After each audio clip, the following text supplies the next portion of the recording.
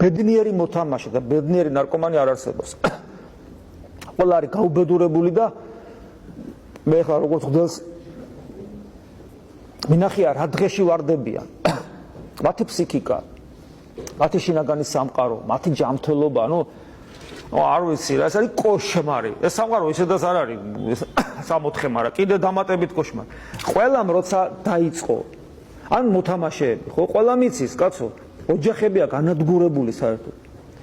სათამაშო სახლებში რო ჩახვალე, პოკერის კლუბებია თუ სამორინეები, სახეებზე დააკვირდით ამ ადამიანებს, როგორ რა დღეში არიან, შეშლილი სახეები.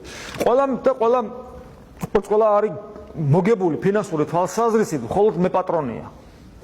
მაგრამ ეს ფული, რომელთაც ის მოგებული და სახში მიაქვს თავის ბავშვებს, სისხლიან ფულს აჭმევს. დანარჩენი ყველა წაგებულია, მოგებული ადამიანი არ არსებობს.